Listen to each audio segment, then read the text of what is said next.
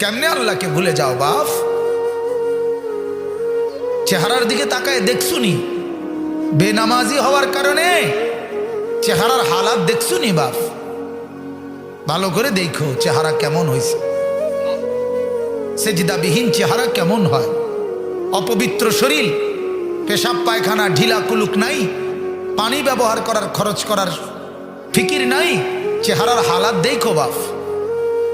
কত পাউডার তো ডেলি ডলো, কাম হয় না, চেহারা অসুন্দর, কালো চেহারা, পাষাণ চেহারা, পাষাণ।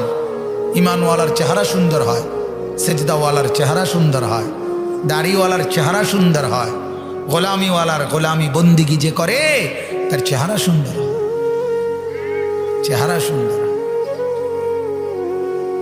পর্দানশীল মার জীবন দামি হয়।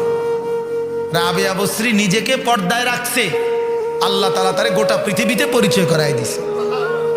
সে নিজেকে আড়াল করে রাখছে, মালিক তারে পরিচয় করাই দিছে।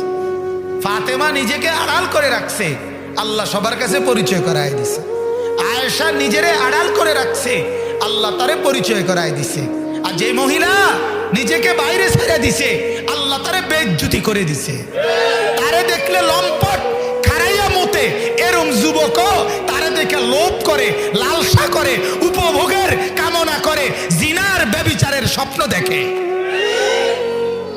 ভালো কল্পনা করে না। বেপর্দা নারীরে দেখা কেউ কয় না যে আল্লাহ এবুড়িরে জান্নাত দিয়ে, আল্লাহ এবুড়িরে জুতা দিয়ে ফিরতেন, এটা কয় জুতা দিয়ে ফিরতেন এবুড়িরে, পারলে হেবড়া নিজেও জুতা দিয়ে ফিরত। বেজ্জুতি ছাড়ার কিছু, বেপর্দা নারীর কপালে বেজ্জুতি ছাড়ার কিছু জোটে। যেই যুবক দেখে তারে কদ্দুর কর না, বলে ভাই তুই তো দেখছ, তোরতে তো ভালো লাগছে, তুই কদ্দুর দোয়া করস না। কথা বোঝেন নাই, তোর তো উপকার হয়েছে একটা, তুই চাইছ, তুই কদ্দুর দোয়া করছ বুড়ির লেগে। এইতে কইব কি এরম অসিব্বর লেগে বুঝি দোয়া করতো? কারে কি কও, তুমি তো দেখছো। কয় অসিব্য দেখেই তো দেখছি, বেদ্যপ দেখেই তো দেখলাম, ভালো হইলে কি আর দেখলাম নি হইলে? কথা বলেন না কেন? পর্দানশীল হইলে কি আর দেখতো?